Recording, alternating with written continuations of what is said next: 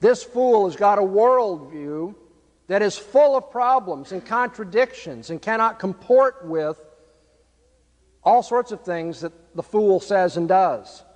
This worldview is full of internal tensions, cannot make sense out of human experience. And so don't answer the fool with his own folly. Don't give the foolish philosophy, don't use the foolish philosophy of the unbeliever as the basis for your answering him. Because if you do, the verse says, you will be like unto him. You buy into his worldview and you'll end up just as foolish as he is. Don't answer the fool according to his folly, lest you also be like unto him. So when the unbeliever says, now you've got to give up your religious assumptions, and you've got to reason just like I do, and then we'll decide whether it's the God, you say, no thanks. Just say no to that kind of thinking. Because the minute you start taking that drug, you're not going to be able to escape either, apart from the grace of God and your inconsistency. But if you use his philosophy, where's his philosophy going to take him if his worldview is self-attesting? If he's always assuming his most ultimate authority when he engages in philosophy, where do you think his philosophy is going to end up? Right back where it starts. He's going to use his methods of reasoning. He's going to use his apple sorting machine to come to conclusions about apples that he started out with to begin with. So don't answer the fool according to his folly, because if you do, you'll end up in his worldview as well. What's the next verse say? Answer a fool according to his folly. Now we got another step. Just the opposite of what the Bible just said. The Bible said in the first place, you've got to give an answer that does not show the fool that you're going to be sucked into the problems of his worldview. But then on the other hand, you're going to say, well, wait a minute, for argument's sake, okay, let me go with you here. Let's run with this a bit.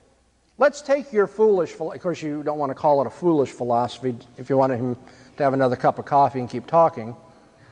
So let's take your philosophy, and you're saying foolish philosophy. Let's take your philosophy and let's see what happens if we think of the world this way, if we think of knowledge this way, if we think of ethics this way.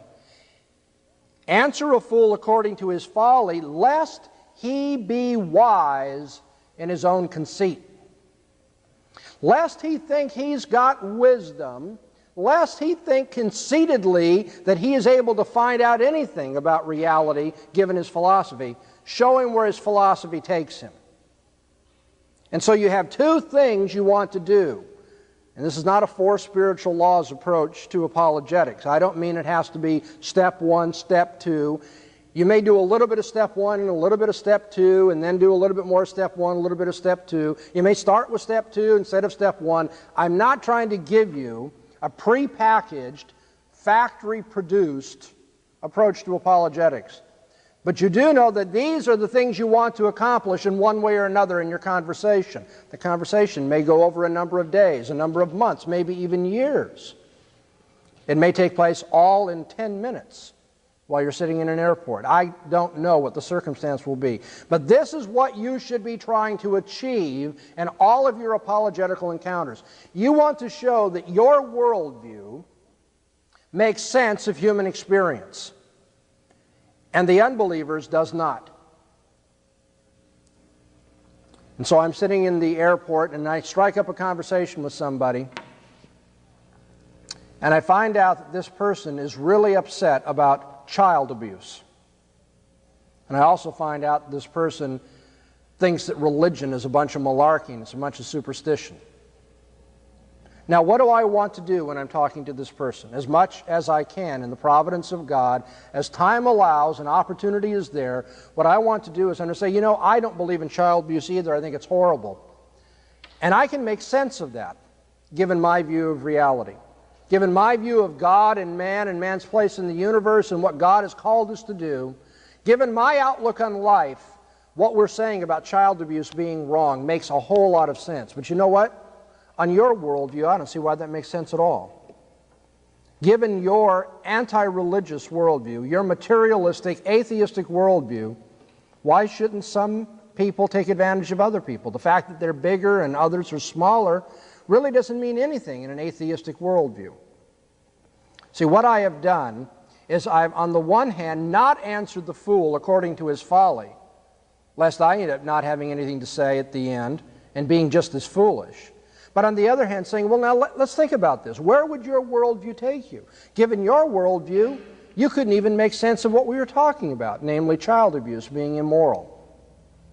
And so there you have the two major steps in every apologetical encounter. You want to show that there are worldviews in collision, different philosophies of life. And within one philosophy of life, things make sense, like rationality and science and ethics and human dignity. And within the other worldview, they do not. What we are doing here is challenging the unbeliever to provide what are called the preconditions of intelligibility. That sounds very fancy, very philosophical and sophisticated, but it's just what you see up on the board.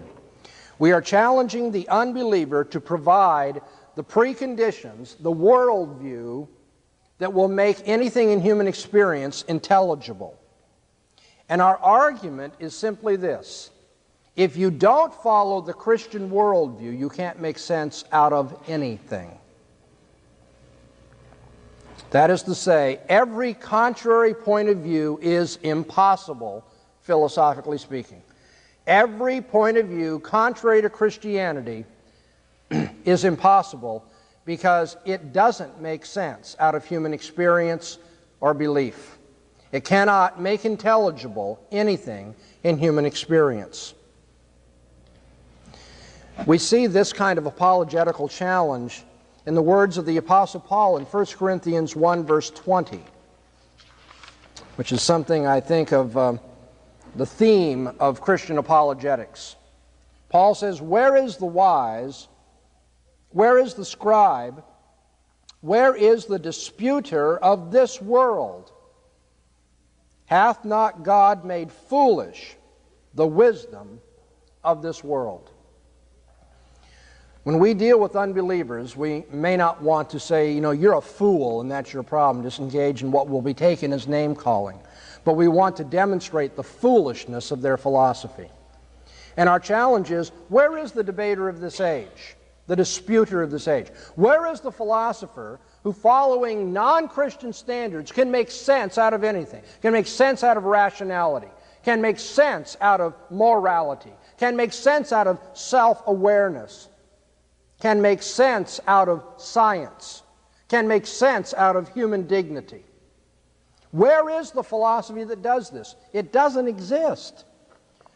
For God has made foolish the wisdom of this world. Do you believe that? Do you believe that with all your heart? And if you do, you will effectively be able to counter whatever challenge is brought to your faith by the university professor, roommate, or anybody else. Now, I need to give you a little insight here. Your ability to drive home this argument does not depend upon the unbeliever giving in and saying, "Oh, you must be right." Don't confuse apologetical success with subjective persuasion of your opponent. I'll say something that may sound surprising at first to you, but it's true. God doesn't call you to change people's hearts. And you know why God doesn't do that? Because you can't do it. People who are sold into sin and rebellion and who are spiritually dead, you can't do a thing about that. Only God can. Only the work of the Holy Spirit is going to make an effective witness persuasive. But having said that, don't think that the work of the Holy Spirit takes place in thin air. What the Spirit empowers is our witness, not silence. And if I'm going to witness for the truth of God, I want to witness in the most effective way possible, the way which is most true, most consistent, most God-glorifying. And that's why we have a conference like this where I teach you to think as Christians.